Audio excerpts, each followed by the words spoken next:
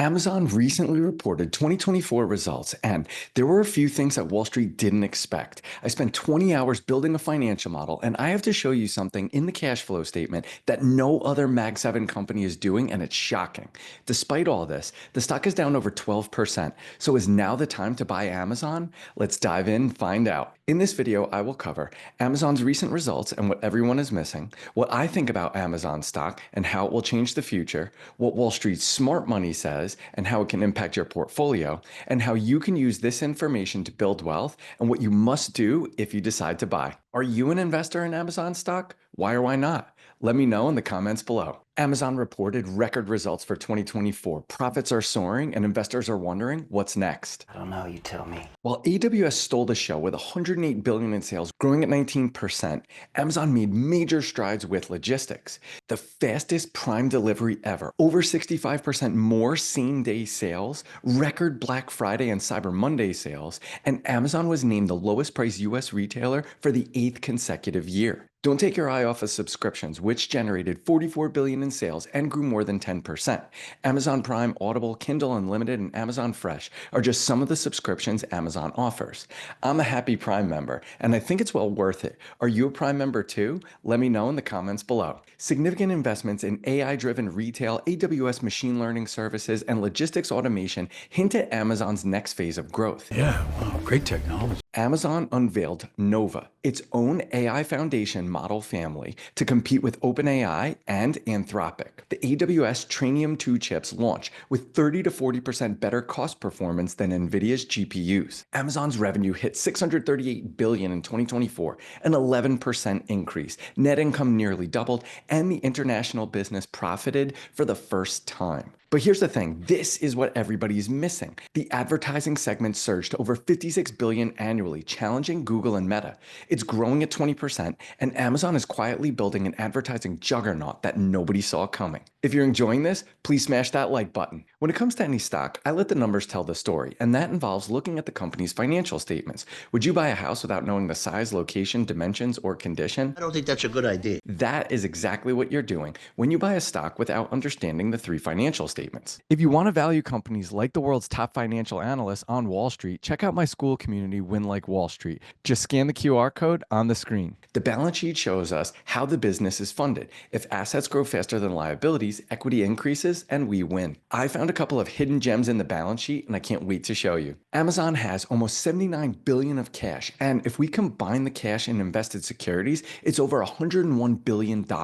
And they are net cash, which means cash is greater than debt by almost $49 billion.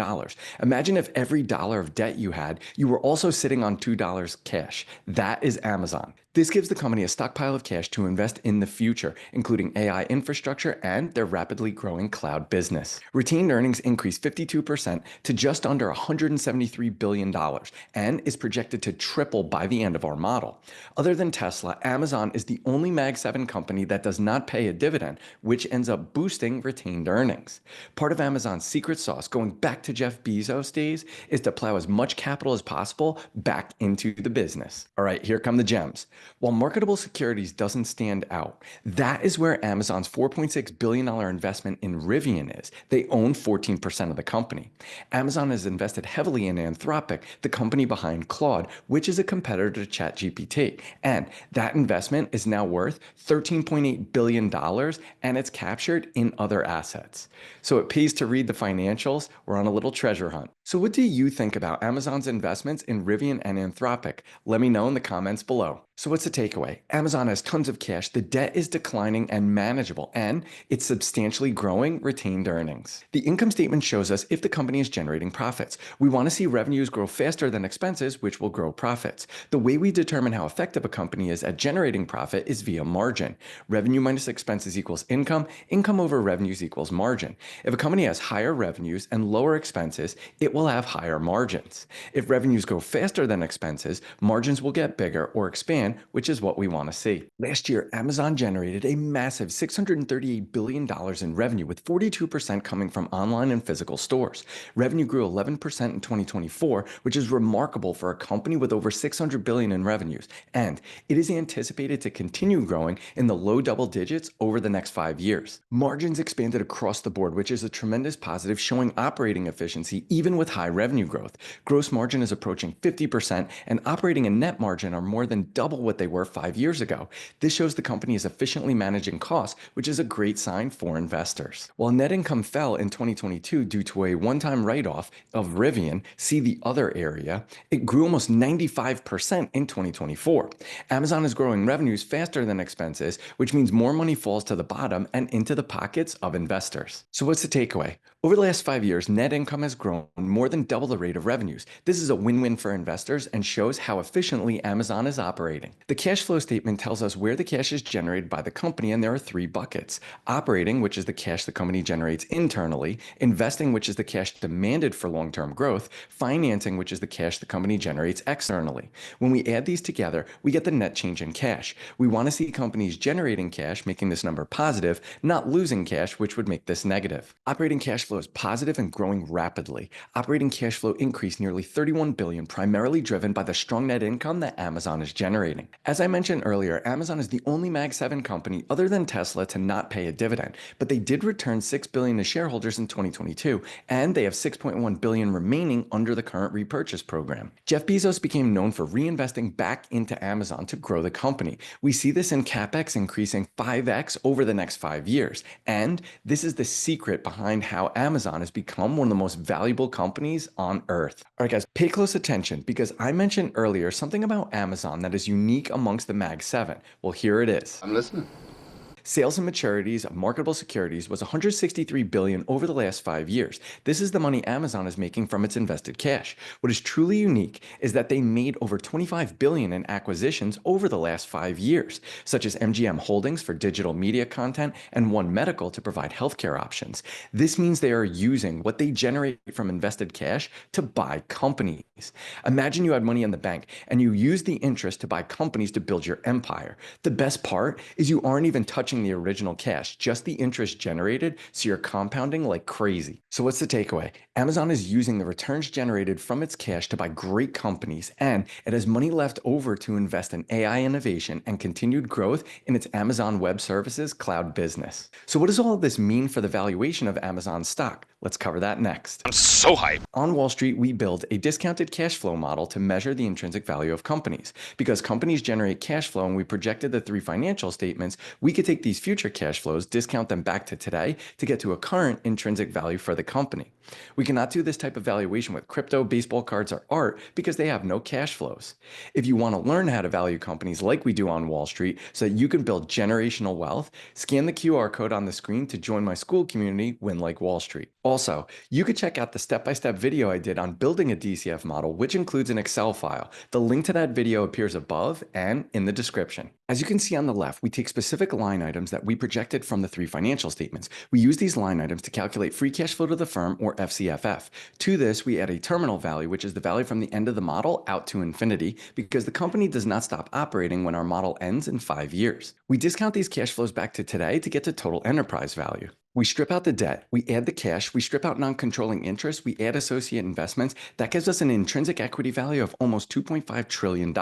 We divide that by the current shares outstanding, we get an implied share price of about $234 a share. Compared to the current share price, this is a 9.9% discount, which is a hold rating. On Wall Street, if a stock is trading at greater than a 20% discount, it's considered a buy because it provides a margin of safety. I order from Amazon multiple times a week, and they're revolutionizing the cloud and AI. We need to keep an eye out for pullbacks in the stock, and I'll give you my ideal price range later in the video. So what does Wall Street have to say about Amazon stock and how that can impact your portfolio? Let's cover that next. Analysts collectively express strong positive sentiments towards Amazon stock, underscoring its strategic investments in AI and cloud infrastructure as catalysts for anticipated growth. Barclays raised its price target from 235 to 265 with a buy rating. Barclays highlights confidence in Amazon's strategic direction and financial health, particularly focusing on the company's expanding cloud services and advertising business as significant contributors to revenue growth. Citigroup has a value of 273 on the stock and a strong buy rating. Citigroup maintains a positive outlook on Amazon's performance, noting robust growth in Amazon Web Services and the advertising segment, which continue to bolster the company's diversified revenue streams. Loop Capital increased its price target from 275 to 285 with a strong buy rating. Loop Capital expresses confidence in Amazon's growth prospects, particularly highlighting the company's strategic investments in artificial intelligence and cloud infrastructure as key drivers for future expansion. This is a screenshot of Capital IQ. I use it a ton. 63 analysts cover Amazon on Wall Street. The target price ranges from a low of 207, which is a 3% decrease from current price, to a high of 306, which is a 44% increase from the current price. Upside outweighs downside by almost 15x, 44 to 33. The median is 270, which is a 27% increase. The overall rating on a scale of 1 to 5 is 1.38, which is a buy rating. You should seek the advice of an investment professional always. I do not know your individual financial situation. This content is meant to educate and is not investment advice. That being said, I do own a position in Amazon, and I am a big believer in the company and the stock, and I'm planning on building my position at a specific price level, which I'll let you know shortly. Amazon's financials are rock solid, and they are continuing to reinvest in the business. Despite having $638 billion in revenues, Amazon is growing in the low double digits. Margins are the highest they have ever been, and also Amazon keeps reinvesting in the future, which continues to grow value for shareholders. The advertising segment surged to over $56 billion annually, challenging Google and Meta. While we typically think about Amazon as a product delivery company, the 20% growth in advertising revenue provides another strong and growing revenue stream, which is a high margin service rather than a low margin product. The Amazon Web Services cloud business grew 18.5%, but it still has a lot of room to grow further. AWS broke $100 billion in revenues for the first time, and this makes the company less reliant on delivery and fulfillment. AWS launched cloud regions in Thailand and Mexico, broadening its global cloud footprint. Amazon hit a 52-week high of 242.52 within the last month, and it's down over 12% since then. Despite delivering incredible financial results, the stock is traded down as analysts question the company's heavy capex spend on AI and general negativity on the tech sector. My model shows a value of 234, which is a 10% discount at current levels. On Wall Street, we buy with a margin of safety of at least 20%. So Amazon is a hold at current levels, but I would be looking to buy below 195 in the 190 to 195 range. Amazon is a forever type holding that you buy and don't touch, but that doesn't mean we want to overpay for the stock. I don't know about you, but I order from Amazon multiple times per week, and it's the only company I can honestly say I do business with consistently without fail. The low pricing, convenience, and simplicity make it a no-brainer. How often do you order from Amazon? Let me know in the comments below. If you like this and want to see another in-depth stock valuation, check out my Alphabet video here or my Microsoft video here. And if you found this valuable, please share this with someone who you think would enjoy this. As always, be relentless.